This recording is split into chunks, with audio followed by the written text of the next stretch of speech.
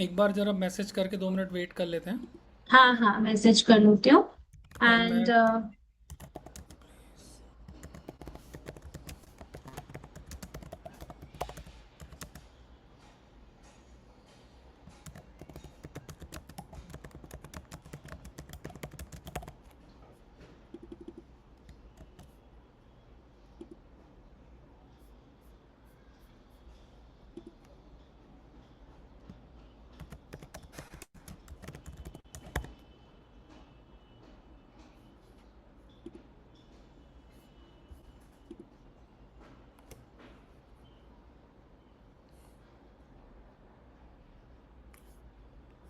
आज मीटिंग। प्रभात रंजन जी, आप आज लंग कनेक्ट का टी शर्ट पहन कर आ गए हैं। Very nice to see that.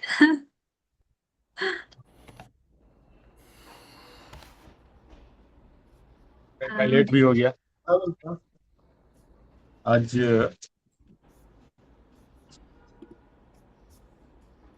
Just just 1 minute दीजिए मुझे। पहले हम डिस्क्लेमर लगा देते हैं और फिर शुरू करते हैं। अमिता आ गई हैं नमस्ते। क्या? हाँ,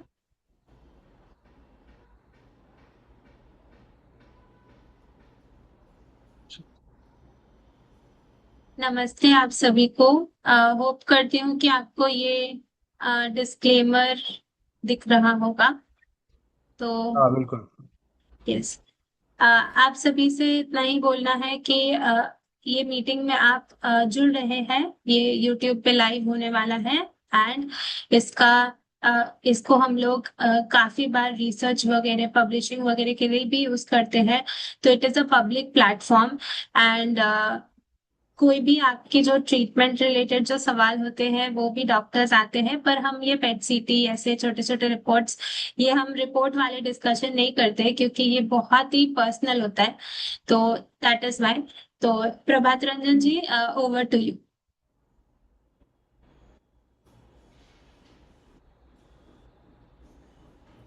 आपका माइक शुरू नहीं है।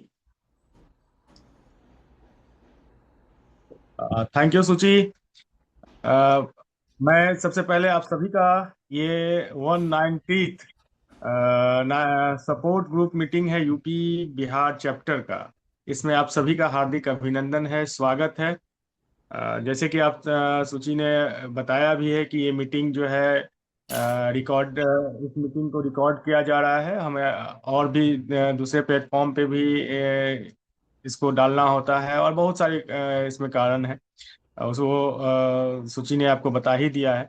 कुछ इसमें एक जैसे कि सभी को पता ही है, लेकिन कुछ जो नए लोग हैं उनको थोड़ा सा मैं कुछ मतलब छोटे इसमें आपको जानकारी दे दूं कि आज का जैसे कि हम लोग हर एक इसमें मीटिंग करते हैं। आज का जो मीटिंग का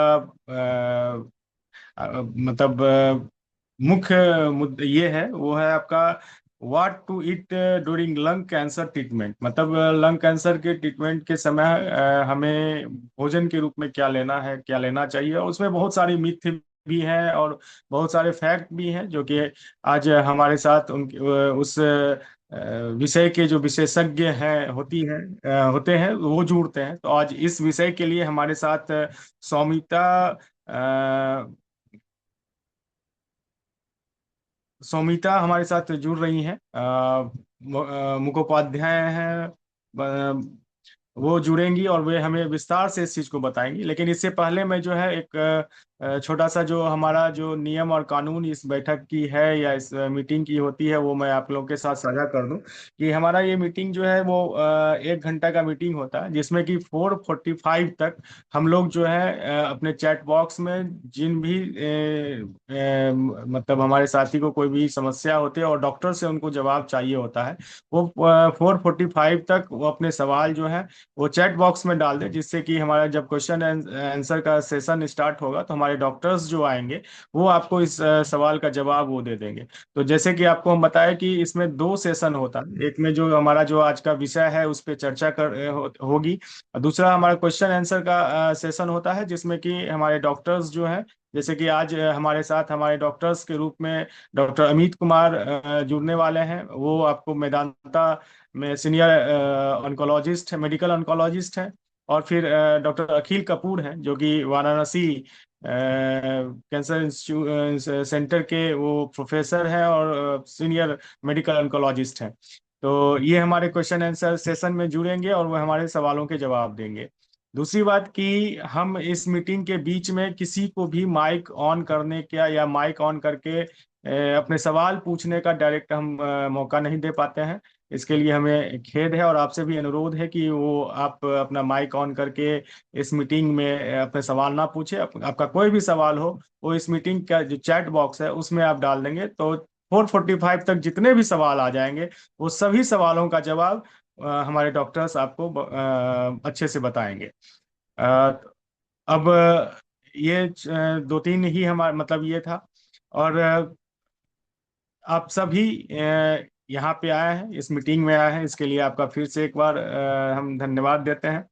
और अगर सुची क्या आ गई हैं Soumita ma'am? Yes, I think Soumita ma'am आ गए हैं, क्योंकि एमपीएमएमसीसी वाराणसी के नाम से हमें कुछ दिख रहा है, तो मैं हाईलाइट कर।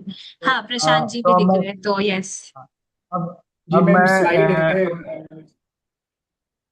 अब जी मैं बोल प्रशांत। ज्यादा आप सकते हो। लोगों का हाँ, अब मैं अब ज्यादा समय नहीं लेते हुए आप लोगों के बीच में डायरेक्ट अब मैं जो हमारी आज की विशेषज्ञ हैं, जो आज का जो मीटिंग है जिस विषय पर, उस विषय की जो विशेषज्ञ हैं उनको मैं आमंत्रित करता हूं कि वो आए और अपने आज का जो सब्जेक्ट है उस पे अपने महत्वपूर्ण बात को रखें। मैं समिता मैडम से मैं रिक्वेस्ट करता हूं कि वो अब carry on. Good evening everyone. मैं शोमिता बंदोपाध्याय एमपीएमएमसीसी वाराणसी से असिस्टेंट डाइटिशियन हूँ। आज मैं आप लोगों को बताऊंगी कि ड्यूरिंग लंग कैंसर की ट्रीटमेंट पेशेंट को क्या क्या खाना चाहिए। तो लंग कैंसर का जो ट्रीटमेंट होता है वो जनरली 3 प्रोसेस में होता है: chemotherapy, radiation therapy and surgery. Chemotherapy, radiation therapy and surgery के दौरान पेशेंट को खाने पीने को लेके बहुत सारे क्वेश्चंस रहते हैं कि क्या खाना चाहिए, क्या नहीं खाना चाहिए। कुछ मिथ्स रहते हैं जिसके चलते वो लोग कुछ ऐसा खा लेते हैं जिसको उसके शरीर को जरूरत नहीं होता है, और बहुत सारे ऐसी चीजों को पेशेंट अवॉइड करना शुरू करते हैं जिसको जरूरत उनको बहुत ज्यादा है जिसकी। तो खाना क्यों इंपॉर्टेंट है ड्यूरिंग लंग कैंसर ट्रीटमेंट? पहली चीज जो है, to maintain healthy body weight and muscle mass. During chemotherapy and radiation therapy most of the patient start losing their weight. वजन कम होना पेशेंट का शुरू होता है और उसके साथ साथ मसल मास भी लॉस होना शुरू होता है। तो इसके चलते कभी कभी पेशेंट का ट्रीटमेंट बंद भी करना होता है। नेक्स्ट जो चीज है जिसके लिए न्यूट्रिशन इंपॉर्टेंट है, जो है वुंड हीलिंग। जो भी कैंसर के दौरान शरीर में चेंजेस होता है उसको हील करने के लिए, पेशेंट को रिकवर होने के लिए न्यूट्रिशन बहुत जरूरी है। To maintain the physical strength and physical strength and function, इसको भी मेंटेन करना बहुत जरूरी है। नहीं तो पेशेंट अगर फिजिकली एक्टिव नहीं रहेगा तो पेशेंट को भूख नहीं लगेगी, पेशेंट को तरह तरह की दिक्कत होना शुरू हो जाएगा।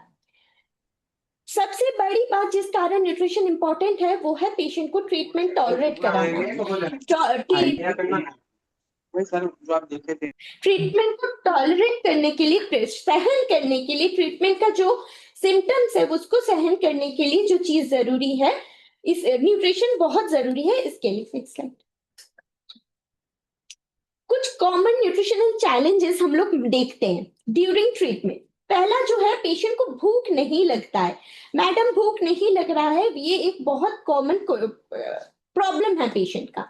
अनइंटेंशनल वेट लॉस, अर्ली सैटिस्फैक्टी, वीकनेस, उल्टी लगना, उल्टी जैसा लगना, उल्टी होना।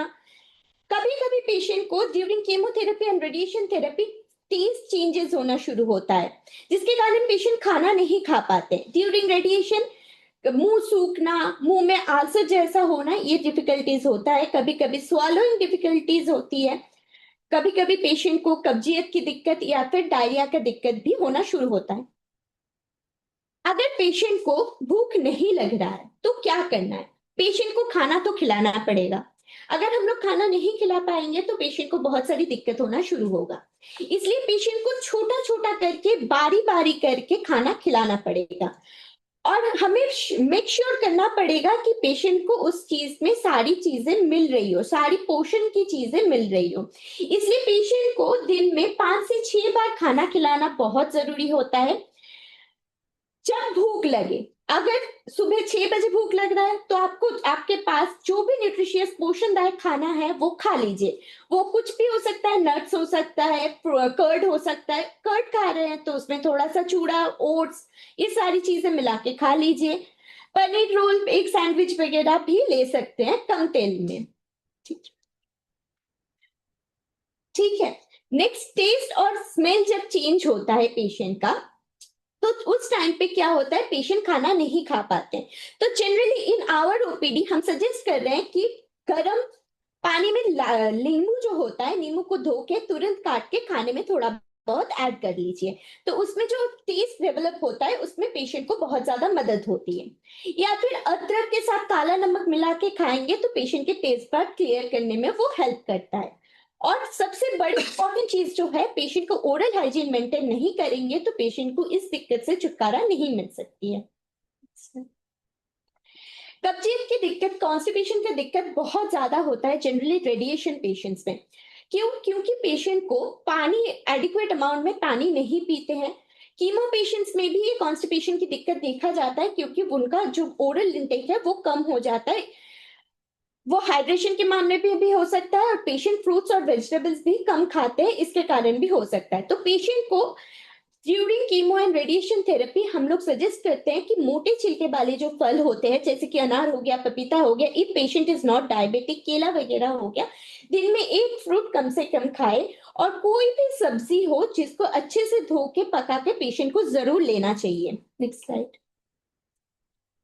Nausea and vomiting, which is a very common symptom during treatment. तो इस टाइम पे भी पेशेंट को थोड़ा थोड़ा करके बारी बारी में खाना खाना चाहिए। इसके लिए हम लोग जो स्पेशली सजेस्ट करते हैं पेशेंट को रूम टेम्परेचर में खाना खाना। खाना अगर बहुत ज्यादा गर्म होता है तो उसका जो स्ट्रॉन्ग स्मेल होता है वो डायरेक्ट पेशेंट के नाक में जाता है, तो पेशेंट को उस टाइम पे नॉजियाटिक लग सकता है। या फिर जिंजर कंटेनिंग ड्रिंक जो होता है वो हम लोग लेने के लिए बोलते हैं, जैसे कि अदरक वाली पानी, अदरक वाली चाय हो गई, इस तरह की चीज। बड़ा मील की जगह छोटा छोटा मील लीजिए और कोशिश करिए कि उसमें जिंजर वगैरह ऐड करके लेने की, तो फिर नौशिया और वॉमिटिंग की जो दिक्कत है वो कम हो सकती है। Next slide. Diarrhoea during chemotherapy, radiation में भी होता है, ज्यादातर कीमो में होता है। पेशेंट डायरिया के कंप्लेन बहुत ज्यादा करते हैं। तो जब वो डायरिया होता है वो लोग क्या करते हैं, सबसे पहले जो चीज वो लोग बंद करते हैं वो है प्रोटीन लेना। सिर्फ दूध नहीं बंद करते हैं, वो लोग सब कुछ बंद कर देते हैं। मिल्क प्रोडक्ट्स जैसे कि दही हो गया, योगर्ट हो गया, छाछ, मट्ठा वगैरह सब कुछ वो लोग बंद कर देते हैं। तो वो बंद नहीं करना है। This is the side effect. किसी पेशेंट खाना हजम नहीं हो रहा है, इसके कारण डायरिया नहीं हो रहा है, ट्रीटमेंट के साइड इफेक्ट के कारण डायरिया हो रहा है। इसलिए पेशेंट को मैं सबसे पहले जो बोलना चाहूंगी कि प्रोटीन का सोर्स जो है वो इमीडिएटली अपने हिसाब से बंद ना करे। जो अगर आपको डायरिया की दिक्कत हो रही है, आप डाइटिशियन से मिलिए या फिर ट्रीटिंग डॉक्टर से पूछिए कि क्या बंद करना चाहिए और क्या नहीं बंद करना चाहिए। ड्यूरिंग डायरिया छोटा छोटा करके भी बारी बारी में खाना खाना बहुत जरूरी है। ओआरएस लेना भी बहुत जरूरी है। इस डायरिया हो रहा है, पेशेंट उठा के नारियल पानी पी लेता है। नारियल पानी से भी दिक्कत हो सकती है क्योंकि वो अनहाइजेनिक प्रोसेस से अगर कटा हुआ हो, उसका पानी निकाल रहा है तो दिक्कत हो सकता है। Next slide. स्वालो डिफिकल्टीज होगी तो क्या करेंगे? नरम और मॉइस्ट फूड जैसे कि स्मूथ पोरिज हो गया, खिचड़ी हो गया, दाल हो गया, बिल्कुल खाना बंद करके लिक्विड में शिफ्ट नहीं होना है। हमारे पास बहुत सारे ऑप्शंस है, जैसे कि दही चूड़ा खा लिया हम लोगों ने, खिचड़ी खा सकते हैं, ओट्स खिचड़ी खा सकते हैं, इस तरह की खाना हम लोगों को खाना है। ड्राई माउथ और माउथ सोर्स अगर होगा तो क्या करेंगे? इस टाइम पे भी हम लोग जो चीजें मॉइस्ट होती है जैसे कि दही चावल, दाल चावल, सॉफ्ट पनीर, सूप वगैरह, ये सारी चीजें हम लोगों को लेना है। कोई भी वेरी स्पाइसी, एसिडिक, जो चीजें एसिडिक होता है वो पेशेंट को दिक्कत करेगा। कोई भी चीज बहुत गर्म, बहुत च्यूई क्रंची चीजें जो होती है उसको बंद करना पड़ेगा उस टाइम। Next slide. कैसे हम एक पेशेंट को जिसको कुछ दिक्कत हो रही है, जो कीमो रेडिएशन के प्रोसेस में से जा रहा है, तो उसके लिए हम लोग क्या करेंगे? जो हम लोग उनका प्लेट बनाएंगे उसमें रखेंगे सारी फूड ग्रुप से कुछ ना कुछ खाना, जैसे कि सीरियल्स। हम लोग रिफाइंड सीरियल्स जैसे कि मैदा अवॉइड करेंगे हर पेशेंट के लिए। पेशेंट डायबिटिक हो, पेशेंट नॉन डायबिटिक हो, ये पेशेंट अंडरगोज थ्रू केमोथेरेपी और रेडिएशन थेरेपी हम लोग बंद कर देंगे। ठीक है, तो मैदा छोड़ के बाकी सारा, जैसे कि आटा हो गया, राइस हो गया, राइस प्रोडक्ट, आटा का गेहूं का जो प्रोडक्ट होता है, मैदा छोड़ के हम लोग वो सारी चीजें पेशेंट के प्लेट में देंगे। हर प्रकार की दालें दे सकते हैं, ऐसा नहीं है कि अरहर का दाल नहीं देना है, मूंग का दाल नहीं देना है, मसूर का दाल ही देना है, ऐसा नहीं है। हर तरह के की पल्सेस और लेग्यूम्स हम पेशेंट के प्लेट में इंक्लूड करेंगे। If patient doesn't have acidity और ब्लोटिंग गैस, उस हिसाब से तब हम लोग पल्सेस और लेग्यूम्स में परहेज क्या करना है वो बता देंगे। अदरवाइज पेशेंट को पल्सेस और लेग्यूम्स हर तरह के दे सकते हैं। जो मोस्ट कॉमन क्वेश्चन आता है, मैम फ्रूट्स में क्या खाए कीमोथेरेपी और रेडिएशन थेरेपी के दौरान? फ्रूट्स कीमो एंड रेडिएशन के दौरान जो मोटे छिलके वाले फल होते हैं, जिसको हम लोग पूरा पूरा छिलका उतार के खाते हैं, जैसे कि अनार हो गया, केला हो गया, पपीता हो गया, मौसम्बी हो गया, इस तरह की फ्रूट्स हमें पेशेंट को देना है। वेजिटेबल्स में हम पेशेंट को सारे वेजिटेबल्स बोल सकते हैं कि ले सकते हैं, लेकिन कच्ची फॉर्म मतलब सैलड फॉर्म में नहीं लेना है। क्या लेना है? पका के सारी सब्जियां लेनी है। दूसरा क्वेश्चन जो आता है, मैडम फ्रूट जूस ले सकते हैं कि नहीं लेना है फ्रूट जूस? क्योंकि फ्रूट का जो जितने भी सारे अच्छे न्यूट्रिएंट्स होते हैं वो जब हम लोग जूस बनाते हैं तो वो निकल जाता है, फाइबर निकल जाता है, विटामिन लॉसेस होता है, इसलिए हम लोग जूसेस नहीं, पेशेंट को बोलेंगे गर्म पानी में तुरंत होके फ्रूट्स खाने के लिए। ठीक है। मिल्क एंड मिल्क प्रोडक्ट्स, दूध बंद नहीं करना होता है ड्यूरिंग कीमोथेरेपी और रेडिएशन थेरेपी और सर्जरी, या फिर दूध की चीजें जैसे कि कर्ड वगैरह, पनीर, ये सारी चीजें बंद नहीं करना होगा। लेकिन मेक श्योर कि वो चीज जो है प्रॉपरली पास्चराइज्ड हो। अभी पैकेट वाला दूध हर जगह मिलता है, पैकेट वाला दूध दीजिए, या फिर 70 डिग्री टेम्परेचर में मतलब मीडियम फ्लेम में अच्छे से दूध को 20 to 25 मिनट्स उबाल के दे सकते हैं। एग्स, फिश, चिकन चलेगा, बंद नहीं करना है। एक यॉक खाना है, व्हाइट पोर्शन खाना है, ऐसा नहीं है। आप फुल एग खा सकते हो as per your blood report and clinical practice जो करते हैं उनसे कंसल्ट करने के बाद। हेल्दी फैट्स जैसे कि तेल बिल्कुल बंद कर दिया, ऐसा नहीं करना है। तेल चलेगा, घी भी ले सकते हैं। कोशिश करिएगा कि डालडा वगैरह ना लेने की। प्रोटीन को प्रायोरिटाइज करना बहुत जरूरी है, इसलिए इतने सारे फ्रूट ग्रुप्स में से मैंने प्रोटीन ग्रुप को सबसे पहले उठाया है। पेशेंट अगर किसी भी तरह की ट्रीटमेंट से जा रहा है तो पेशेंट वेजिटेरियन अगर है तो दाल, पल्सेस, पनीर, कर्ड, मिल्क, सोया, टोफू, नट्स, सीड्स वगैरह ले सकते हैं। नॉन वेजिटेरियन पेशेंट है तो egg, fish, chicken, lean meat वगैरह चलेगा। लेकिन एक साथ हम 4 अंडे खा लिए, एक साथ हम 2 अंडे खा लिए, ये नहीं चलेगा। एक साथ अंडा, दूध मैंने सब खा लिया, ये भी नहीं चलेगा। हर मील में थोड़ा थोड़ा करके प्रोटीन इंक्लूड करना बहुत जरूरी है। अगर आप सुबह 1 अंडा खाया तो शाम को और 1 अंडा खाइए, एक साथ 2 अंडा आपको नहीं खाना है। नेक्स्ट स्लाइड, 2 स्लाइड हो गए। अच्छा, अगर पेशेंट वेट लॉस में शुरू हो चुका है, पेशेंट का वेट लॉस, तो क्या करना है? हम लोगों को मिल्क पोरीज बनाना है। पहले पेशेंट सिर्फ दूध खाता था, उसमें थोड़ा सा नरम करके चूड़ा हो गया, ओट्स हो गया, सत्तू हो गया, उसको हमको डाल के पोरीज, केला डाल के, मखाना डाल के शेक या पोरीज टाइप का बना के दे सकते हैं। मील में पनीर ऐड कर सकते हैं। If patient is having blenderised feed तो उसमें पनीर को ब्लेंड करके हम दे सकते हैं। नट पाउडर, बादाम अखरोट का पाउडर हो गया, काजू बादाम का पाउडर हो गया, हम उसको दूध में ऐड कर सकते हैं। घी वगैरह ऊपर से हम पेशेंट को थोड़ा बहुत ऐड कर सकते हैं।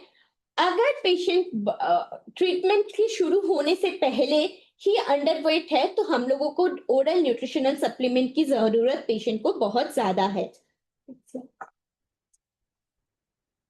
तो केमो रेडिएशन के दौरान या फिर सर्जरी के बाद भी पेशेंट को बहुत ज्यादा दिक्कत होती है, इन्फेक्शन के चांसेस पेशेंट को बहुत ज्यादा बढ़ सकती है।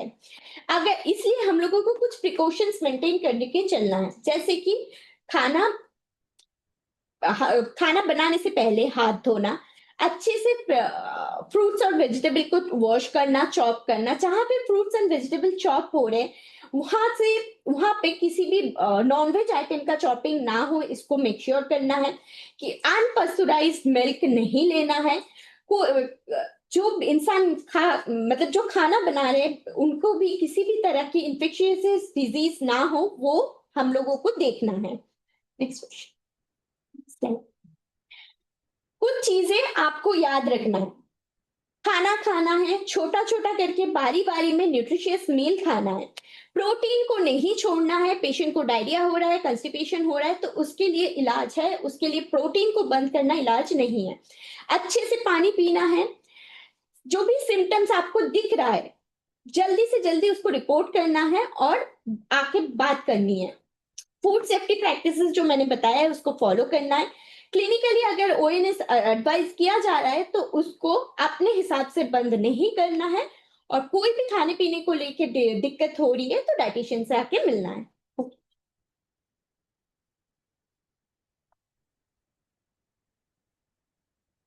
थैंक यू आप सभी को। डाइटिशियन मैम ने बहुत अच्छा जो है कि खान पान के बारे में बताया। आगे प्रभात सर, ओवर टू यू। बहुत बहुत धन्यवाद।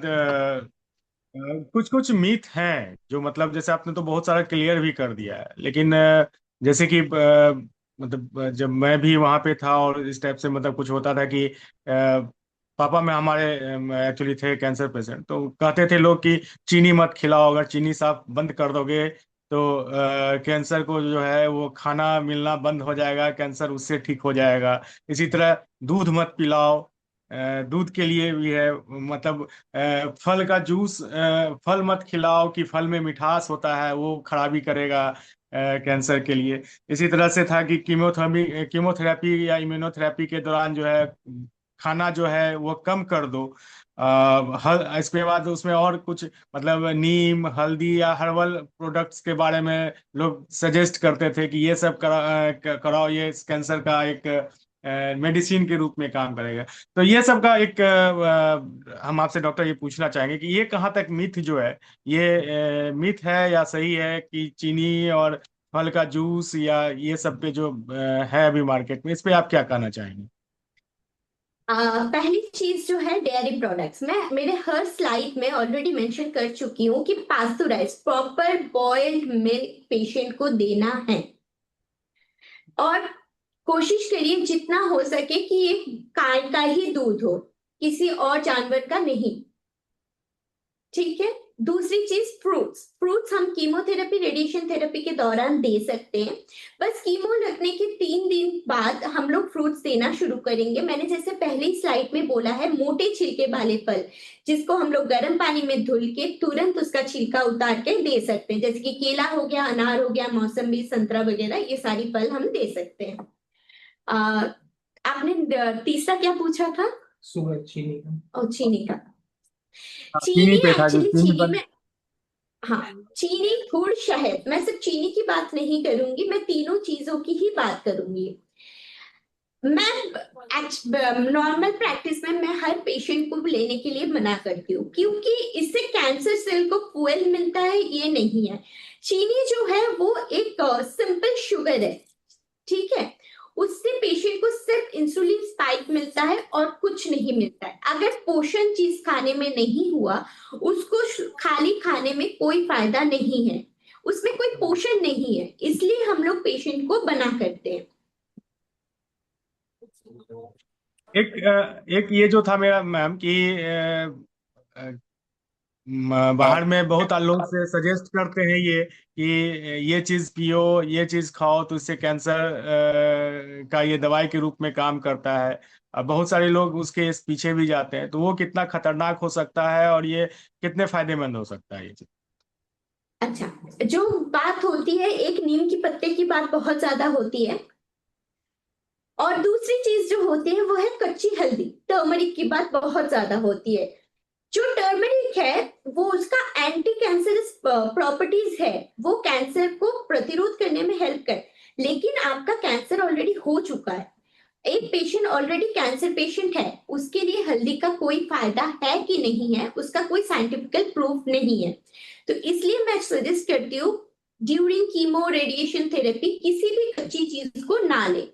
एंड सेम चीज जाता है नीम के पत्ते के लिए भी, इनका कोई साइंटिफिक एविडेंस अभी तक नहीं आया है। बिफोर कैंसर है लेकिन ड्यूरिंग कैंसर इसका कुछ नहीं है। कितना डोज में लेना है, क्या लेना है, वो अभी तक साइंटिफिकली प्रूवन नहीं है, तो इसलिए मैं मना करती हूँ। ओके नहीं मैम, है तो ही कुछ बेहतर है पेशेंट। बहुत बहुत धन्यवाद सबको सजेस्ट करने। और एक दो क्वेश्चन हैं पेशेंट्स के जो आपके लिए हैं।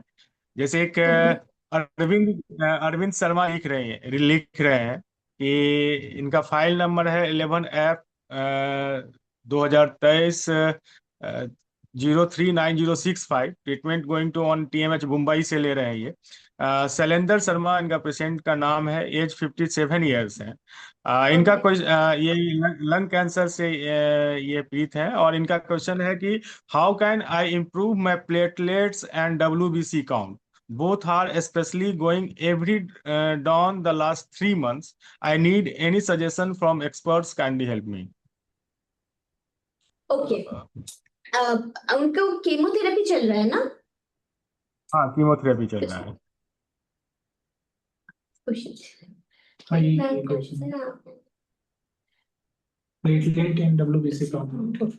अच्छा, जो कीमोथेरेपी ड्यूरिंग ट्रीटमेंट अगर WBC और प्लेटलेट काउंट कम हो रहा है तो उसके लिए अच्छे से आपको खाना खाना पड़ेगा, प्रोटीन रिच जो फूड है वो लेना पड़ेगा, और उसके साथ आपको हाइड्रेटेड रहना पड़ेगा। और बहुत ज्यादा हम लोग खाने पीने से प्लेटलेट्स या फिर WBC ड्यूरिंग कीमोथेरेपी हम लोग नहीं बढ़ा पाते हैं।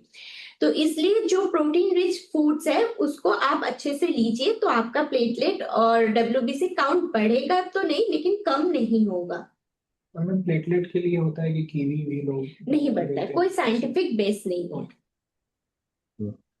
एक अशरफी देवी करके हैं, ये लिख ये इनका सवाल है कि लंग कैंसर के केस में जो 4th स्टेज में हो और रिसेंट फर्स्ट कीमो या इम्यूनोथेरेपी लगी हो, उसको घर पर पे क्या क्या खिलाया? सॉरी, एक मिनट। घर पे क्या हाँ, घर पे ताकि क्या क्या क्या खिलाए ताकि वो न्यूट्रिशन और स्ट्रेंथ दोनों मिलता रहे और एनीमिया और कोई इशू ना हो।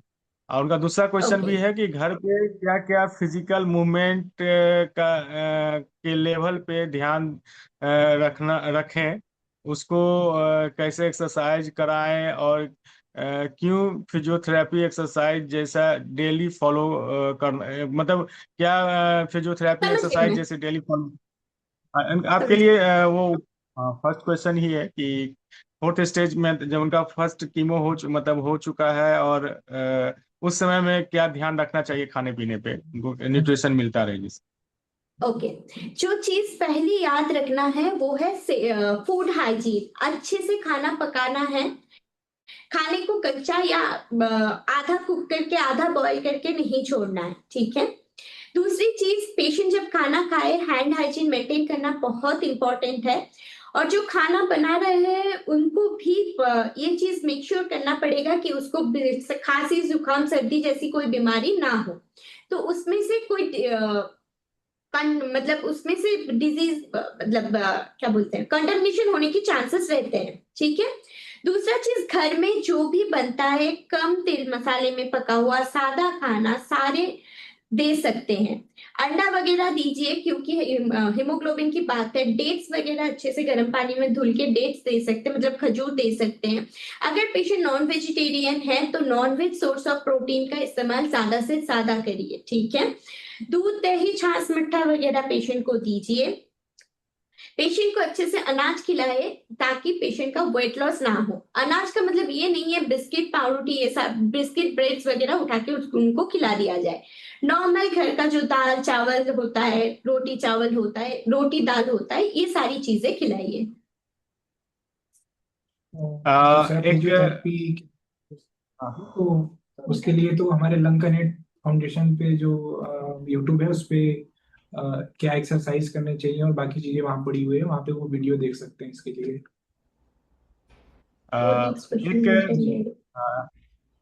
नेक्स्ट क्वेश्चन कृष्णा कुमार सिंह का है। वो लिखते हैं कि mutton dairy products sweets can be taken or not. Mutton dairy dairy product products, ये मटन मटन मटन मतलब मीट, जो मटन खाना है, दोनों अलग अलग चीज है। मटन अलग है, डेयरी प्रोडक्ट अलग है, स्वीट तो डेयरी प्रोडक्ट, पास्चुराइज डेयरी प्रोडक्ट आराम से लीजिए, कोई दिक्कत नहीं है, ठीक है। दूसरा चीज है मिठाई। मिठाई में चीनी बहुत ज्यादा हो तो वो सारी चीजें मत लीजिए। घर में दूध और चावल डाल के खीर वगैरह बना के बिना चीनी गुड़ का लेना चाहते हैं तो ले सकते हैं। मटन को ड्यूरिंग ट्रीटमेंट अवॉइड करना ही बेटर ऑप्शन है, क्योंकि इससे डाइजेशन का इशू बहुत ज्यादा होता है। ओके। नेक्स्ट क्वेश्चन है देव कुमार का, वो आपके लिए है मैम। वो लिखते हैं कि लंग कैंसर के पेशेंट को खाने में rice, bread, milk, curd and banana का परहेज करना है या नहीं।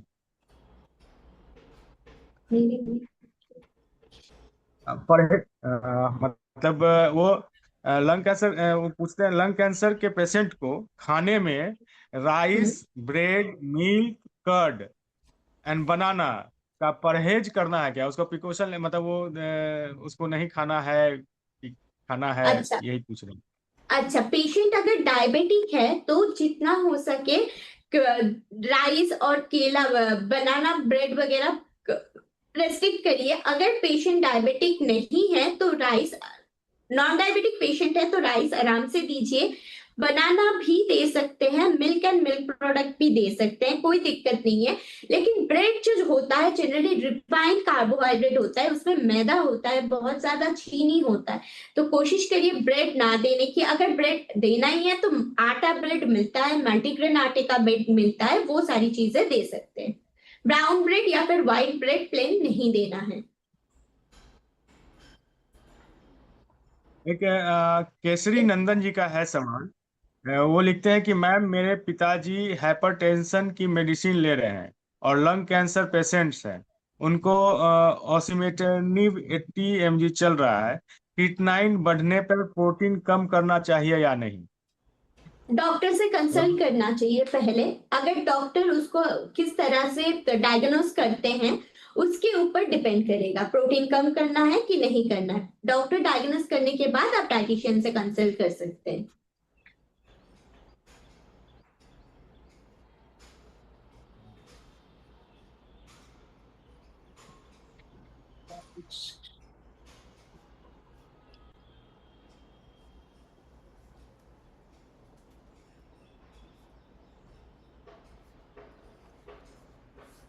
एक आमिर हैं, वो आमिर करके हैं हमारे साथ। वो लिखते हैं कि हमारे डाइटिशियन बोलते हैं सब खाओ जो मन करे आपका।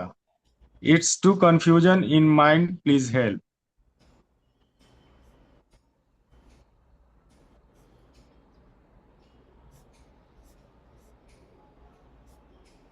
एक्चुअली उनका कि जो एमएस तो खाओ, ऐसा कंफ्यूजन। पेशेंट को अगर किसी भी तरीके की बीमारी है तो उसके लिए कुछ स्पेसिफिक रेस्ट्रिक्शन करना बहुत जरूरी है।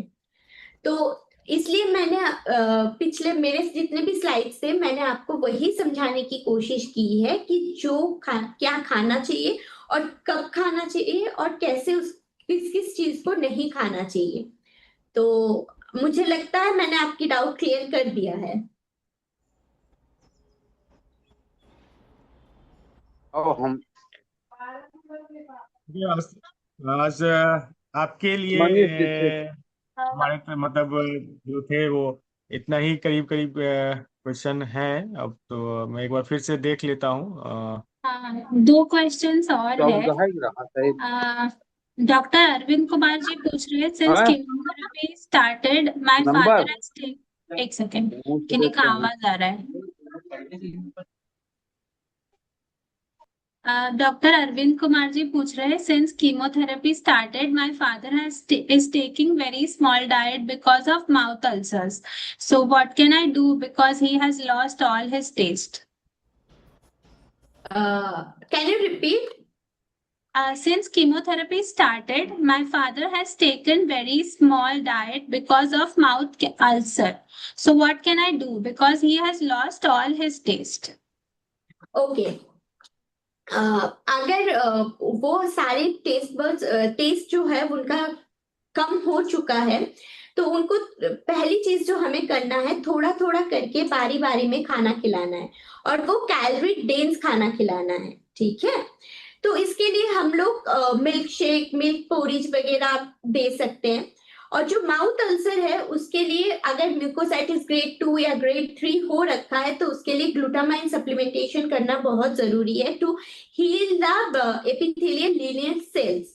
ये कर सकते हैं, और थोड़ा थोड़ा करके बारी बारी करके हम लोगों को मॉइस्ट फूड जो होता है, जो आसानी से पेशेंट निकल सके, वैसा खाना देना पड़ेगा। एक और क्वेश्चन है मैम, राशिक अहमद जी का। वो बोल रहे हैं, यूजुअली आपने बताया कैंसर पेशेंट्स का एपेटाइट लो होता है, but in my case it is reverse. I am AL के positive, so is it normal? हो सकता है, एक्सेप्शन हमेशा हर केस में रहता है।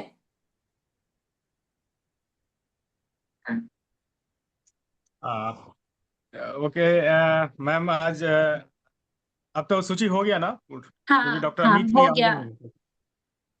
ओके मैम, आपका बहुत बहुत धन्यवाद और आभार हम व्यक्त करते हैं कि आप अपने कीमती समय में से निकाल के हम लोगों को इतने महत्वपूर्ण विषय पर अपनी आपने जो जानकारी दी है वो हम सभी के लिए बहुत ही जन उपयोगी है, सभी के लिए ये उपयोगी है।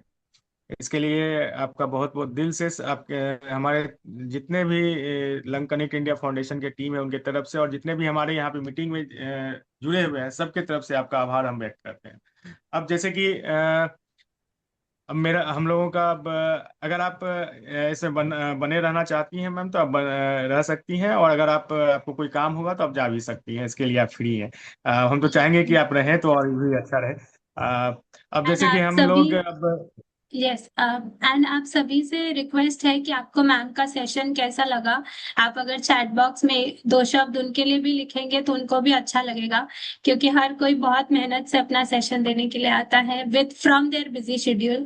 तो आपका मैम का सेशन कैसा लगा, प्लीज चैट बॉक्स में आप लोग शेयर कर सकते हो। Over to you Prabhat. Thank you Suchi. अब जैसे कि आप लोग सबको पता है कि अब हम एक मीटिंग में हम लोग के दो सेशन होता है। पहला सेशन जो आपने अभी हम लोग ने अभी किया, और दूसरे सेशन में डॉक्टर्स हमारे आते हैं जो कि हमारे क्वेश्चन आंसर आवर होता है। तो जिसमें आप क्वेश्चन आप पूछते हैं, उनका जवाब हमारे डॉक्टर्स देते हैं। और हमारे साथ आज के इस क्वेश्चन सेशन आवर के हमारे बीच हमारे डॉक्टर्स डॉक्टर अमित कुमार जो कि मेदांता पटना में सीनियर मेडिकल ऑन्कोलॉजिस्ट हैं, वो जुड़े हुए हैं। हम सबसे पहले सर का स्वागत करेंगे। डॉक्टर साहब का बहुत बहुत स्वागत है सर इस मीटिंग में। आप अपने हर समय के भांति इस बार भी इस समय भी आपने अपना कीमती समय देके हम लोगों के बीच में आए हैं, इसके लिए आपका दिल से शुक्रिया। आपके लिए सर कुछ क्वेश्चन हैं अभी, और तो मैं स्टार्ट कर सकता हूँ। Okay, thank you sir. एक मोटरोला A60 फ्यूजन करके है। मैं हमेशा सबसे ये कहता हूँ कि आपका अगर नाम इसमें रहे तो ज़्यादा अच्छा लगता है हमें भी बताने में कि कौन पूछ रहे हैं सवाल, और डॉक्टर साहब को भी बड़ा ये अच्छा लगता है कि हम किनको जवाब दे रहे हैं। तो इस चीज का ख्याल रखा जाए सबका। इनका सवाल है सर कि I would like to discuss the case of my brother doctor Parveen Sakhiya, a 35-year-old male veterinary doctor diagnosed with metastatic ALK positive lung adenocarcinoma. His primary cancer is in the lungs, with metastasis to the spine and liver. His brain MRI was reportedly negative for metastasis on 29th July 2026. He was diagnosed with pulmonary embolism on CT with clots in the pulmonary arteries, including involvement of a major pulmonary artery, as explained to us. He has been receiving therapeutic enoxaparin injections twice daily since the diagnosis. His oxygen requirement and respiratory status have improved, and the uh, pulmonary fluid has also decreased according to the treatment team. He is currently on Ladalotinib 100 mg daily for ALK positive disease. We would like your expert opinion, especially regarding his pulmonary embolism. How severe and life threatening is the clot burden in his case? Whether the current enoxaparin treatment is sufficient or any other? तो definitely अगर आपका एनॉक्सिपेरिन चल रहा है तो उसका एक duration रहेगा। एक रिपीट सिटी एंजियोग्राफी जब नेक्स्ट स्कैन होता है तो वो करके देखा जाएगा पल्मोनरी एंजियोग्राफी की कितना अभी भी ब्लॉकेज रह गया है। और जनरली एनॉक्सिपेरिन 6 मंथ के लिए काफी होता है। इनिशियली में डबल डोज और इनिशियली 1 to 3 months और उसके बाद सिंगल डोज ही चलेगा। तो मोस्टली 6 मंथ में पेशेंट की रिकवरी हो जाती है। अगर नहीं होता है तो उस कंडीशन में मेंटेनेंस चलता रहता है एनॉक्सिपेरिन। और माइट भी इसको फिर आगे चल के चेंज करके ओरल थेरेपी में भी चेंज किया जा सकता है। रिवारोक्स ड्रग है जो दिया जा सकता है तो जिससे वो कंटिन्यू रहेगा और जिससे आपका ये पल्मोनरी एम्बोलिज्म का पार्ट सेटल रहेगा। लॉर्लाटिनिब ड्रग बहुत अच्छा ही काम करता है और धीरे धीरे जैसे आपने बताया कि ऑक्सीजन लेवल और ब्रेथलेसनेस सेटल हो गया है तो विद टाइम ये सेटल भी रहेगा और लंग भी धीरे धीरे अडेप्ट हो जाएगा एम्बोलिज्म वाले पार्ट से भी। तो जो नेक्स्ट स्कैन आपका होगा तो उसमें ये कंफर्म कर दिया जाएगा कि कितना आपका ब्लॉकेज रिमूव हुआ है या नहीं और कितने लंबे समय तक ये कंटिन्यू रखना है। बहुत रेयर कंडीशन में रखना होता है या अदर। डॉक्टर अमित एक बार अनम्यूट कीजिएगा प्लीज। अभी ओके बीच में कोई डिस्टर्ब नहीं करेंगे, सबको म्यूट किया है। तो आई थिंक सो आपका जो रिपीट स्कैन होगा उसी से क्लियर हो जाएगा कि आपका कितना लंबे समय तक एनॉक्सिपेरिन कंटिन्यू रहेगा। और एनॉक्सिपेरिन को जनरली इनिशियल 3 मंथ्स के बाद या 1 मंथ के बाद या पेक्सापेन या रिवारोक्सापेन में चेंज कर दिया जाएगा जो ओरल ट्रीटमेंट है और उसको ही कंटिन्यू रखना होगा। ठीक है, नेक्स्ट क्वेश्चन प्लीज। एक मिनट सर।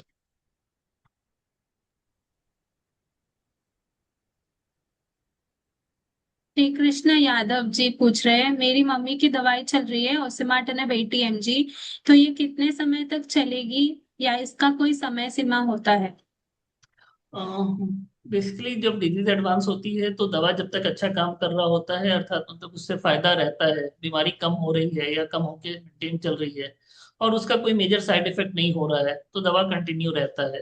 तो इसे बंद करने का एज सच कोई भी सिस्टम नहीं है हम कहेंगे जब तक कि डिजीज उस पर प्रोग्रेस ना हो जाए या दवा की साइड इफेक्ट बहुत ज्यादा नहीं हो रही है। अगर पेशेंट अच्छा चल रहा है तो ऑसिमेट्रिक एक ऐसी दवा है जो लंबे समय तक अच्छा काम करता है और इसे कंटिन्यू रखना होता है और इसके साइड इफेक्ट्स भी बहुत ही कम रहते हैं। नेक्स्ट। नेक्स्ट एक निर्मल जीत जी का है, my father lung patients and WBC कम हो जाता है, उसके लिए सजेस्ट करें। डेफिनेटली अगर लंबे समय से ट्रीटमेंट चल रहा है या एज बहुत ज्यादा है तो WBC ज्यादा ही सेंसिटिव होता है और कम हो जाता है। तो इस कंडीशन में अगर ऐसा हो रहा है तो GCSF का इंजेक्शन जो फिल्ग्रास्टिम है वो हर बार कीमो के साथ साथ दिया जाएगा। और जरूरत पड़े तो बीच में 1 वीक के बाद दोबारा CBC टेस्ट करके अगर बीच में भी जरूरत है तो GCSF का इंजेक्शन दिया जा सकता है, जिससे WBC कम होने से इन्फेक्शन को रोका जा सकता है।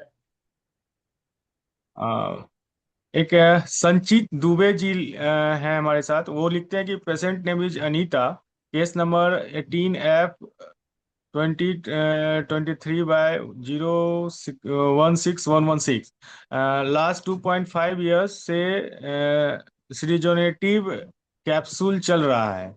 अभी उनके लेफ्ट लेग में स्वेलिंग है और चलने में दिक्कत होता है।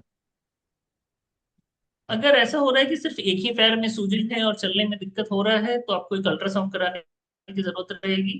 पैर का एक अल्ट्रासाउंड या कलर डॉपलर जिसे कहते हैं वो करके देखना होगा कि कहीं कोई थ्रोम्बस तो नहीं हो रहा है, DVT तो नहीं हो रहा है। जनरली क्रिजोटेनी पैरों में सूजन कराता है, बट ये दोनों पैरों में समान सूजन होता है। अगर एक पैर में ज्यादा है तो एक अगली बार OPD में मिलके एक अल्ट्रासाउंड या कलर डॉपलर पैर का करवाना पड़ेगा आपको।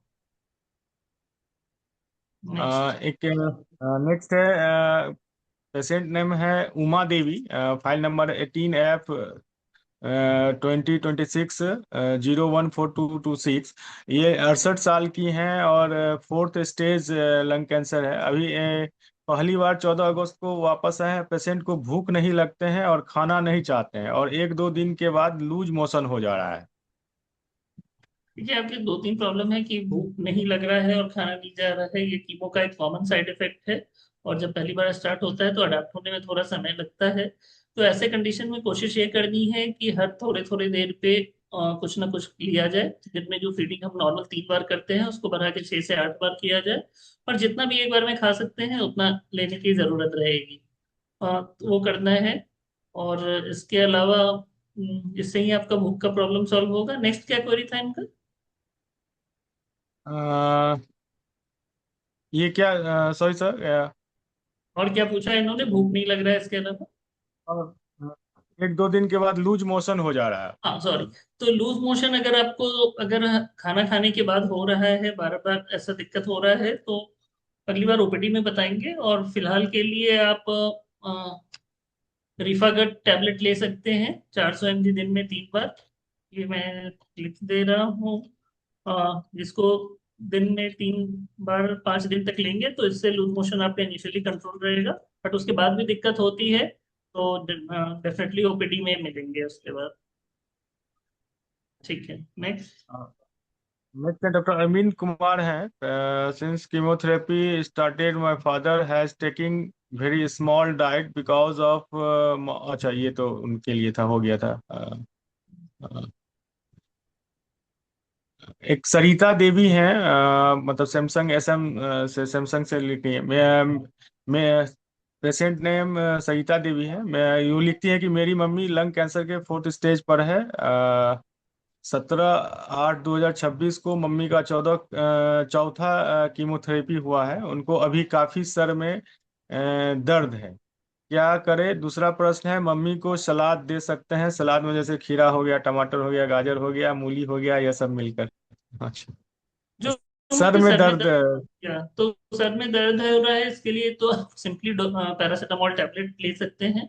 डोलो या क्रोसिन कैप्सूल कुछ भी ले लीजिए। अगर 2-3 दिन में आराम नहीं हो रहा है तो इसके बाद आप OPD में मिले, हो सकता है MRI कराने की जरूरत पड़ेगी। अगर साथ में अगर वॉमिटिंग हो रहा है या देखने में दिक्कत हो रहा है तो डेफिनेटली आप अर्ली OPD में मिल लें तो MRI जल्दी करना होगा। अगर सिर्फ हेडेक है तो 2-3 दिन आप एनाल्जेसिक लेके देख सकते हैं। और जहां तक खाने का सवाल है तो डेफिनेटली खाने में आप सब कुछ ले सकते हैं। द इम्पोर्टेंट यही है कि खाना अच्छे से आप सैलेड जब ले रहे हैं तो अच्छे से उसे वॉश कर रहे हैं और उसे पील ऑफ कर लें ताकि इन्फेक्शन होने का खतरा ना रहे। अदरवाइज सैलेड से और कोई प्रॉब्लम नहीं होता है। नेक्स्ट। नेक्स्ट संगीता दास हैं, वो लिखती हैं कि मैम मेरे पापा का स्टेज 4 है और इनको लोरालिटेनिब 100 mg चल रहा है। इसमें साइड इफेक्ट आ रहा है, तो क्या करने से साइड इफेक्ट आना बंद होगा? देखिए, लॉर्लाटेनिक का कुछ साइड इफेक्ट्स रहता है और कुछ भी करने से बंद हो ऐसा कहना मुश्किल है। बट किस प्रकार का साइड इफेक्ट है उस हिसाब से उसका मैनेजमेंट होता है। लॉर्लाटेनिक से जो मेजर साइड इफेक्ट होता है वो लिपिड प्रोफाइल ट्राइग्लिसराइड बढ़ता है, तो उसके लिए एक दवा दी जाती है रोजुवास्टैटिन। बट जो मोस्टली आप फील कर रहे होंगे, पैरों में सूजन आ रहा होगा या थकान हो रही होगी, तो पैर में सूजन के लिए बेस्ट है कि रात में सोते समय पैर को थोड़ा ऊंचा करके सोएं। और अगर लंबे समय तक आपको अगर बैठना है तो पैर को उस समय भी ऊंचा रखें। और अगर चलते फिरने के समय आप स्टॉकिंग्स का इस्तेमाल कर सकते हैं, अगर उससे भी कंट्रोल नहीं है। अगर इन सब चीज से नहीं आराम होगा तो फिर आपको फिर डायरेटिक्स दवा ओपीडी में दी जाएगी, जिससे वो कंट्रोल हो सकता है। जहां तक थकान का सवाल है तो डेफिनेटली आपको थोड़ा सा एक्सरसाइज इंकॉर्पोरेट करना होगा जनरल लाइफ स्टाइल में, जिससे थकान थोड़ी सी कम हो सकती है। इसके अलावा लॉर्लाटेनिक से मल्टीपल चीजें और भी होती हैं, बट अगर कुछ मेजर हो रहा है तो फिर आपको ओपीडी में मिलना है। रेयर कंडीशन में ही दवा का डोज कम करने की जरूरत पड़ती है। अदरवाइज सब साइड इफेक्ट्स के लिए कुछ ना कुछ ट्रीटमेंट या लाइफ स्टाइल चेंजेस आपको बता दिया जाएगा। नेक्स्ट। सर, अतुल यादव जी लिखते हैं कि सर हमारे पेशेंट मेटास्टेसिस लंग एडनोक्रोसिनिया को MPMMCC बनारसी से क्रियोजेनिक 250 चल रही है। पिछले 2 महीने से लगातार लगभग 102 डिग्री फीवर आ रहा है। फीवर आने से पेशेंट को भूख कम लग रही है, इससे वजन गिर रहा है। ब्लड कल्चर एवं CBC रिपोर्ट समान है। मलेरिया टाइफाइड निगेटिव आया है।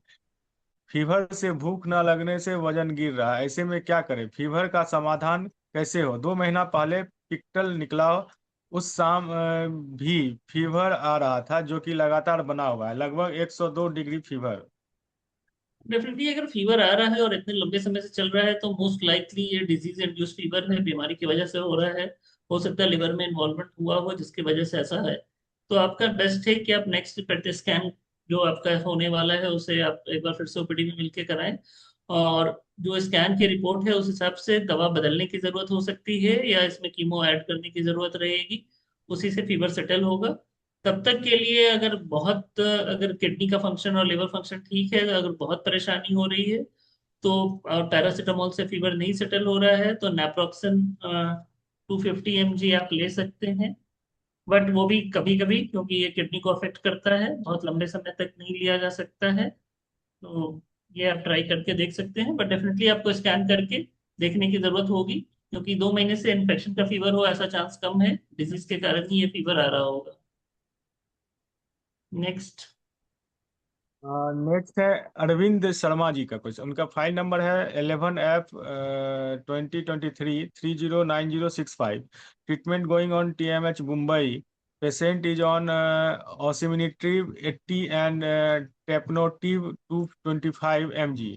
Name Shailendra Sharma, age 57 years. Disease lung cancer. Question है, इनका क्वेश्चन है, how can I improve my platelets and WBC count? Both are especially going very down the last 3 months. I need any suggestions from experts. Kindly help me. आपको दो दो दवा चल रही है, इसके वजह से काउंट्स ड्रॉप हो रहा है, या और तीसरा ये भी हो सकता है कि बोन मैरो इन्वॉल्व हुआ होगा। तो बेटर है कि अगर डिजीज की वजह से अगर परसिस्टेंट लो काउंट्स है तो कुछ समय तक तो ठीक है, WBC और प्लेटलेट के लिए इंजेक्शंस जो होते हैं GCSF या और प्लेटलेट के लिए रोमिप्लास्टिन, वो लिया जा सकता है। बट बेस्ट रहेगा कि कुछ समय के लिए आपका दवा का डोज पहले होल्ड किया जाए।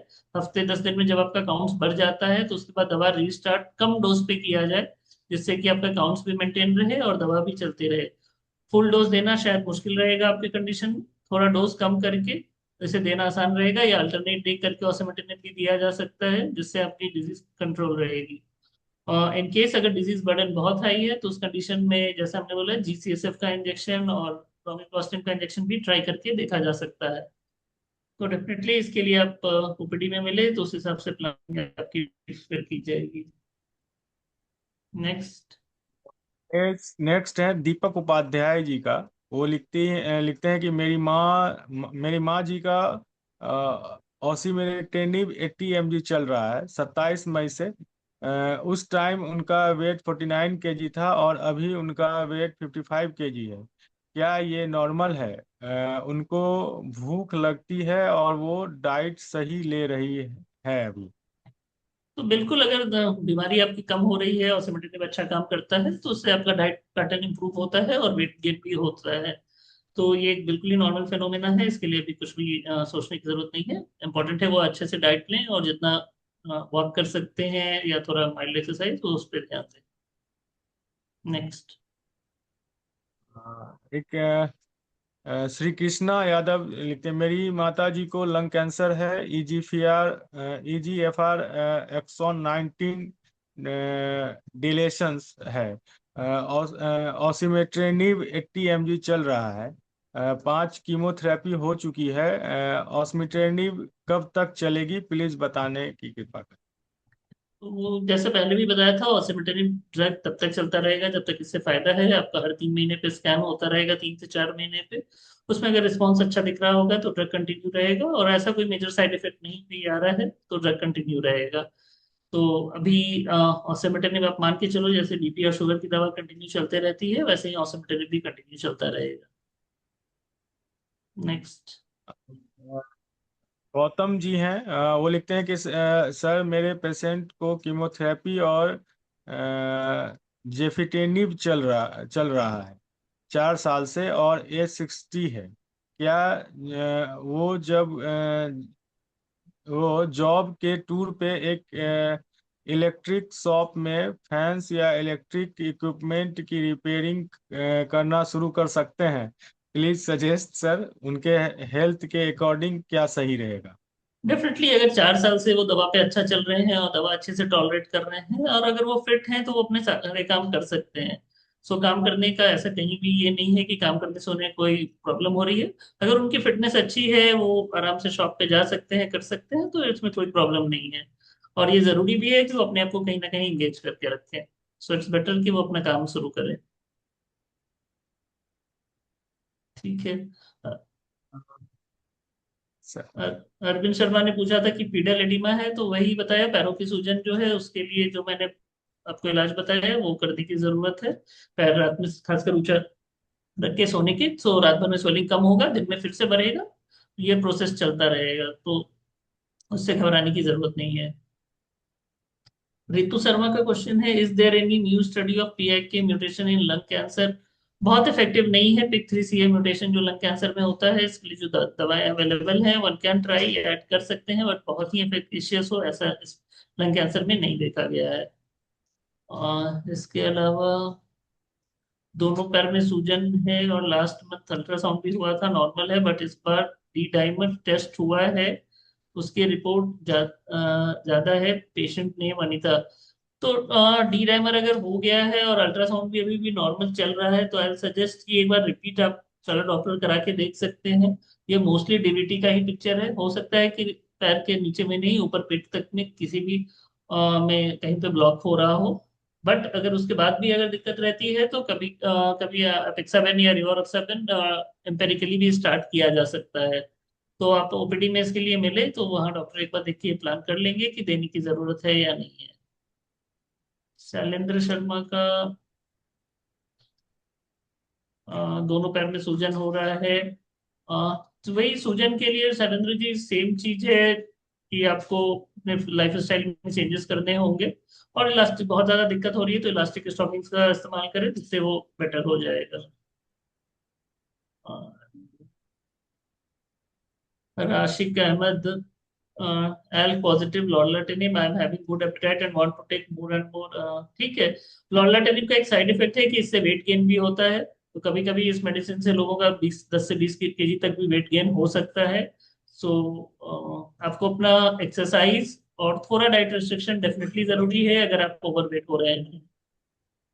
रश्मि Khandelwal, my father is 80 years, he is at stage 4, spread in the spine, so feels like of pain in the back.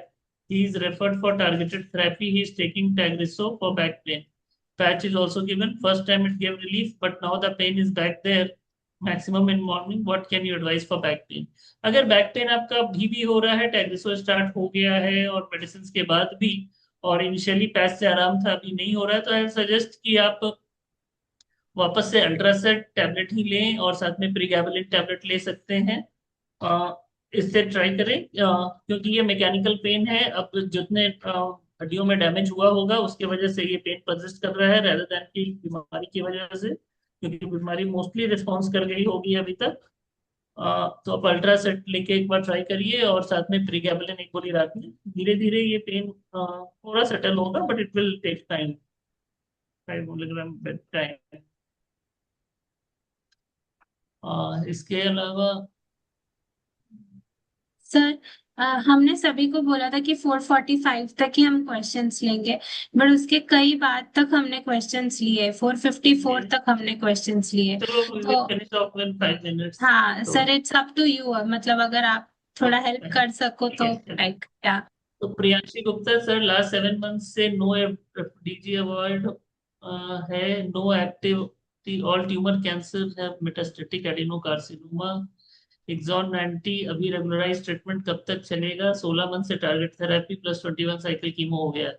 Obvious targeted therapy treatment तब तक चलेगा जब तक अच्छा फायदा हो रहा है, क्योंकि ये बीमारी जड़ से खत्म नहीं होती है। तो दवा कुछ ना कुछ कंटिन्यू रखने की जरूरत रहती है। तो ये आपका भी कंटिन्यू दवा चलता रहेगा। Xiaomi, my husband is undergoing immunotherapy for lung cancer, fourth stage after 16 chemos.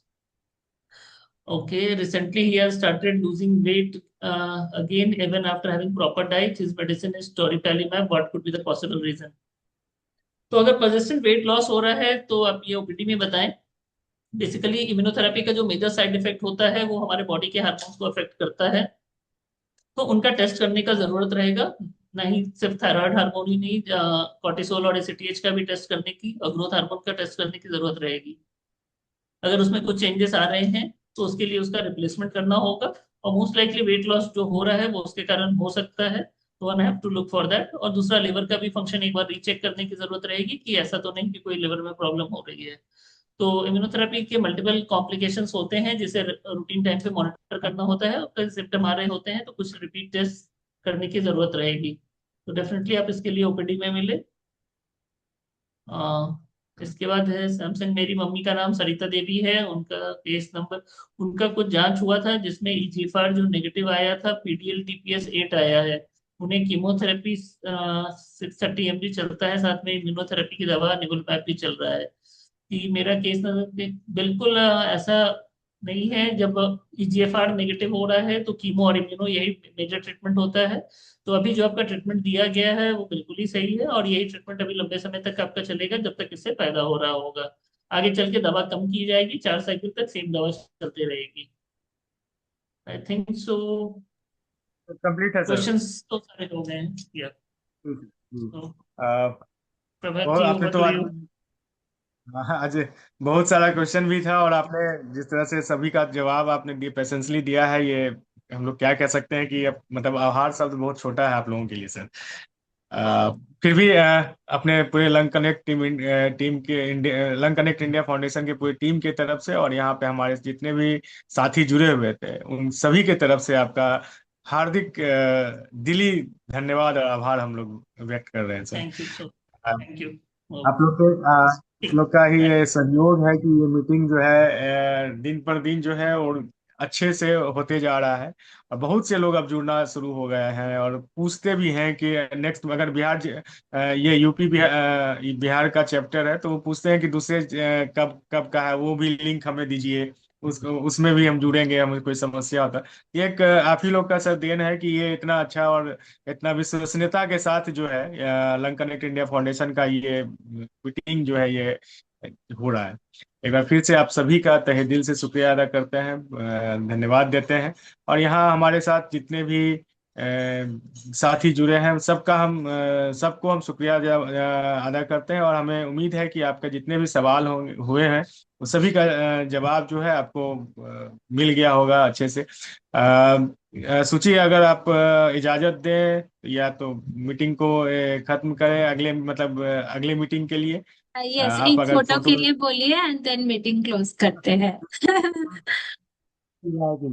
तो मैं तो आप सबसे अनुरोध करूंगा, जैसे कि सूची का ये एक मतलब हो ही गया है कि जब तक ये फोटो लेती नहीं है, जब का सबका कैमरा का जो मतलब खिड़की जो है हमारे स्क्रीन का वो खुलता नहीं है, तब तक ये हम लोग को छोड़ती नहीं है। इसलिए हम सबसे अनुरोध करते हैं एक बार कि सब अपने अपना कैमरा ऑन कर लीजिए, एक फोटो सूची को दे दीजिए, जिससे कि इनके पास भी और हम लोगों के पास भी, लंका नेट इंडिया फाउंडेशन के पास भी ये इस मीटिंग को सहेजने का एक माध्यम है ये फोटो भी। तो इस फोटो के लिए, और दूसरी बात मैं आप लोग सबको कह दूं कि जिनको भी अगर डॉक्टर्स जो बताए हैं अगर उनमें कुछ कंफ्यूजन हो जा रहा है, तो हमारा ये ब्रॉडकास्ट जो ये जो मीटिंग जो है वो यूट्यूब चैनल पे भी चलेगा। आपको अगर उसमें कुछ कंफ्यूजन हो रहा है तो उस यूट्यूब चैनल पे जाके इस मीटिंग को आप फिर से देख सकते हैं, सुन सकते हैं। और अगर कोई सजेशन वो दिए हैं तो उसको फिर से जो भी हमारे आज के जो मुख्य वक्ता थे और जो हमारे डॉक्टर्स हैं जो दिए हैं वो उसको फिर से आप लोग जाके वहां पे सुन सकते हैं। फिर सोचिए आप अपना फोटो ले सकते हैं। हमको लगता है कि बहुत सारा खिड़की जो है वो खुल गया है, कुछ कुछ खिड़की बंद है अभी भी, लेकिन यस यस, जितने भी लोगों ने अपना कैमरा शुरू किया उसके लिए बहुत बहुत धन्यवाद। अ, मैंने अभी फोटो ले लिया है। Thank you so much everyone. And अच्छा लगा आप सभी लोगों का सवाल हम आंसर कर पाए। एक दो लोग थे जो चैट बॉक्स में पूछ रहे थे मैम हमारा सवाल क्यों नहीं ले रहे हैं। हम सबका सवाल लेने का ट्राई करते हैं, पर डॉक्टर्स भी तो ऐसे जल्दी जल्दी नहीं बोल सकते हैं ना, थोड़ा सा टाइम देना पड़ता है, राइट? तो दैट वाज ऑल नहीं, फॉर टुडे। हाँ। एक्चुअली उनका था क्या ना कि उनका मैंने सवाल छोड़ दिया था, जो वो जब वो बता करेक्ट। रही थी, डाइटिशियन जो थी वो बता रही थी, तो उनके डाइटिशियन का उनका सवाल था नहीं, वो डॉक्टर्स का सवाल था। तो मैंने उसको यस स्किप किया कि डॉक्टर्स आएंगे तो डॉक्टर से पूछेंगे। तो फिर डॉक्टर आए तो उनसे पूछे भी, तो उनको जवाब भी मिल गया। तो ये यस यस समझने वाली बात है कि का जो वो होता है वो उनसे ही हम लोग करते हैं। अगर आगे पीछे होता है सवाल तो उसके लिए आप लोग घबराइए नहीं। अगर डॉक्टर आ गए तो आप देखे ही 4:45 तक ही हम लोग सवाल लेते हैं, लेकिन 5 बजे तक आज सवाल ही सवाल आ रहे थे। और डॉक्टर्स भी जब सवाल आ गए थे तो बगैर सवाल का जवाब दिए हुए वो भी नहीं जाना चाहते या नहीं गए। इसके लिए तो यस क्योंकि डॉक्टर्स का जितना कीमती समय, अपना कीमती समय है वो अपने ओपीडी में होते हैं। उस टाइम में जब हमारे यहाँ मीटिंग स्टार्ट होती है तो उस टाइम उनका ओपीडी चलते रहता है। डॉक्टर अमित का ही हम देखें कि उनके यहाँ भीड़ लगाई रहती है गेट पे, और उसमें से वो सवाल मतलब समय निकाल के हम लोग के लिए आते हैं, ये अपने आप में बहुत बड़ी बात है। तो हम लोग भी ख्याल रखेंगे कि 4:45 तक जितना है सवाल है हम लोग अगर उसमें दे दें। हम तो हमेशा कहते हैं कि सवाल को पहले से ही लिख के रखिए, और जैसे ही मीटिंग स्टार्ट होता है उसको आप कॉपी पेस्ट करके चैट बॉक्स में डाल दीजिए, क्या दिक्कत है। और एक ही बार में सब सवाल डाल दीजिए। बार बार पूछते हैं तो डॉक्टर्स भी ढंग से नहीं बता पाते। अगर आपका 1 2 3 4 करके एक ही बार में सवाल आ जाएगा तो सब बहुत अच्छे से डॉक्टर भी बताएंगे। तो ठीक है सुची, तो क्या अब अगले मीटिंग के लिए हम लोग आज विदा लें? Yes yes. हमारी नेक्स्ट मीटिंग जीरियाट्रिक की है, वो फ्राइडे की है। एंड आप सभी से रिक्वेस्ट रहेगा, जैसे आप लोगों को पता है कि हमारा सोशल मीडिया भी है, Facebook, Instagram, YouTube, Twitter, LinkedIn, आप जहाँ कहीं भी अवेलेबल है आप लोग हमें फॉलो करिए। एंड अगर आप लोग अपना स्टोरी बताना चाहते हैं, जैसे हर मुंबई मीटिंग में, हर मतलब ऑल इंडिया मीटिंग में, वहां पर एक पेशेंट को हम इनवाइट करते हैं ताकि वो अपना स्टोरी शेयर कर पाए। आज आप मुझसे बात कर रहे हैं, मैं भी एक पेशेंट हूँ। प्रभात रंजन जी से बात कर रहे हैं, वो भी केयर गिवर है आपके बीच में। अभी आप देख पाओगे रवि जी को, वो भी पेशेंट है। ऐसे सभी लोग या तो पेशेंट है या केयर गिवर्स है या हमारे नेविगेटर्स है जो आपके हेल्प के लिए हॉस्पिटल में होते हैं। तो रिक्वेस्ट रहेगा सभी लोगों को कि अगर आप अपनी स्टोरी हमारे साथ शेयर करना चाहे, स्टोरी तो खैर क्या ही बोले, मतलब डिफिकल्टीज, चैलेंजेस, जो भी आप कहना चाहे, आप अगर शेयर करना चाहते हैं हमारे साथ तो यू आर मोस्ट वेलकम। मैं अपना नंबर चैट बॉक्स में लिख के जाती हूँ। आप इस नंबर पे व्हाट्सएप कर सकते हैं। कृपया हाय हेलो ऐसा टाइप का मैसेज ना भेजें। जो भी आपका दिक्कत है या आपका स्टोरी है तो आप लिख के हमें भेज सकते हैं। रवि जी हंस रहे हैं क्योंकि हमें सच में ऐसा एक्सपीरियंस है। तो तो रिक्वेस्ट रहेगा सभी लोगों को ऐसे ही जुड़ते रहे। Thank you so much. हमारी अगली मीटिंग फ्राइडे को है जीरियाट्रिक की। So thank you so much everyone. मेरा आप मीटिंग क्लोज कर दीजिए। Thank you. जैसे कि